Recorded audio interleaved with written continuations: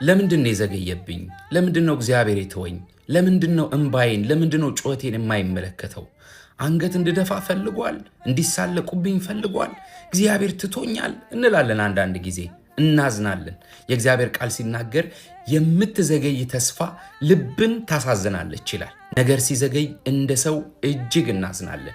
ዛሬ ግን ለእንደነዚህ አይነት ሰዎች ሁለት መልእክት ይዤ መጥቻለሁ። ቀጥዬ ደግሞ ጸልይላቸዋለሁ። ለምንድን የዘገየው ካላችሁኝ፣ የመጀመሪያው ነገር እግዚአብሔር እንደዚህ ይላቸዋል። ያንተ ነገር የዘገየው፣ ያንቺ ነገር የዘገየው የበለጠ ነገር እንድትቀበሉ፣ የጨመረ ነገር እንድትቀበሉ፣ የተለየና ውድ ነገር እንድትቀበሉ ነው። ሐና አንድ ልጅ መውለድ ዘግይቶባት፣ ፍናና ግን ጣውንቷ አይኗ እያየ 7 ልጅ ወለደች። ባሏ ማጽናናት እስኪያቅተው ድረስ የእግዚአብሔር ቤት ሄዳ ሰካራም ተብላ እስክትቆጠር ድረስ እጅግ የምታለቅስ ሐዘንተኛ ሴት እስክትሆን ድረስ ነገር ዘግይቶባት ግራ የተጋባች ሴት ናት። አንገት የደፋች ሴት ናት።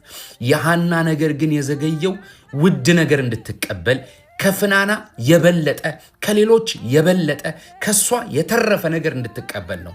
እና ሳሙኤልን የወለደችው በስተመጨረሻ።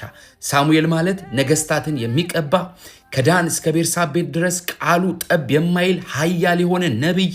እንደገና ደግሞ ሳሙኤል መጣ ሲባል የእግዚአብሔር እጅ እሱ ላይ ከመሆኑ የተነሳ እግዚአብሔር መጣ እስከሚባል ድረስ ጀግና ሰውን የወለደችው ከሷ የተረፈ። የሚገርማችሁ ፍናና 7 ወልዳ አንዱ እንኳን በእግዚአብሔር ቃል አልተጻፈም። አንድ የወለደችው ሐና ግን በእግዚአብሔር ቃል ያሁን በታላቅ ጄኔራልነት ስሙ ተጻፈ። ወገኖቼ የእናንተ ነገር የዘገየው ታላቅ ነገር እንድትቀበሉ፣ ከእናንተ ያለፈ ለቤተ ክርስቲያን የሚጠቅም ለሀገር የሚጠቅም ለእናንተ የሚጠቅም ነገር እንድትቀበሉ፣ የበለጠ ነገር እንድትቀበሉ፣ እንደ ጎረቤት አይደለም፣ እንደነገሌ አይደለም፣ መናኛ የሆነ ነገር ሳይሆን የጨመረ ነገር እንድትቀበሉ አንዳንድ ጊዜ ነገር ይዘገያል።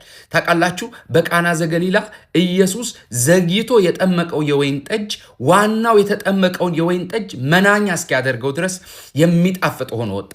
አንዳንዴ የሚዘገየው ነገር የጣፈጠ ነገር ሊወጣ ነው። ስለዚህ ያንቺ ነገር የዘገየው ትቶሽ አይደለም፣ ትቶ አይደለም፣ የሚበልጥ ነገር እንድትቀበል፣ የጨመረ ነገር እንድትቀበል፣ እልል የሚያስብል ነገር እንድትቀበል ነው። ሁለተኛ ያንተ ነገር ያንቺ ነገር የዘገየው የእግዚአብሔር ክብር እንዲገለጥበት ነው። ግዴላችሁም እዛ የዘገየ ነገራችሁ ውስጥ እግዚአብሔር ክብር አይቷል። ለስሙ የሚሆን ክብር፣ ልምድ ያረገው፣ ገንዘብ ያረገው፣ ዕውቀት ያረገው፣ ዘመዶች ያረጉት፣ እኔ ያረግኩት እንዳትሉ፣ እገሌ እንዳትሉ፣ ለራሱ የሚሆን ክብር አይቶበታል። ለራሱ የሚሆን ምስጋና አይቶበታል። ለራሱ የሆነ ዝማሬ አይቶበታል። ሃሌሉያ። አልዓዛር በሞተ ጊዜ ማርታና ማርያም ኢየሱስን አስጠሩት። ዘግይቶ መጣ፣ ከሞተ በኋላ መጣ። ማርታና ማርያም እንደዚህ አሉት፣ ከሞተ መጣ፣ ከተቀበረ መጣ አሉት። ያን ጊዜ ድንጋዩን አንከባሉ አላቸው፣ መግነዙን ፍቱለት አላቸው። ያ የሞተውን አልዓዛር ሰው ሁሉ እያየ በአደባባይ ሲቀሰቅሰው የእግዚአብሔር ልጅ ኢየሱስ ከበረበት። እግዚአብሔር ከበረበት። እሱ ብቻ ሊታይበት፣ እሱ ብቻ ሊከብርበት። ይሄስ የእግዚአብሔር ጣት ነው እስኪባል ድረስ ይሄ በሰው አቅም የማይቻል ነው፣ ይሄ በሰው ጉልበት የማይቻል ነው፣ ይሄ ጊዜው የማይፈቅድ ነው። እንዴት ሆነ ሲባል የእግዚአብሔር ልጅ ኢየሱስ ሊከብርበት፣ ክብሩ ሊገልጥበት።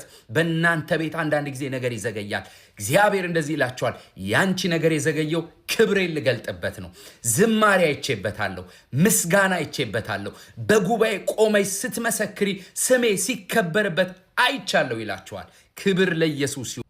ከኔ ጋር አሜን እያላችሁ ሰዱ። ልጸልይላችሁ ፈልጋለሁ። አባቶ የበለጠ ነገር ስላየህላቸው፣ የጨመረ ነገር ስላየህላቸው፣ በጎረቤት ያልሆነ ነገር በእነሱ ቤት ልታደርግ ስለመጣ በጌታ በኢየሱስ ክርስቶስ ስም አመሰግንሃለሁ። ደግሞ ክብርን ልትገልጥባቸው ስለወደድክ፣ ለክብር ስለመረጥካቸው፣ የክብር ዕቃ አድርገ ልትታይባቸው እግዚአብሔር ሆይ እድል ስለደረሳቸው፣ ዕጣ ስለወደቀባቸው በጌታ በኢየሱስ ስም አመሰግንሃለሁ።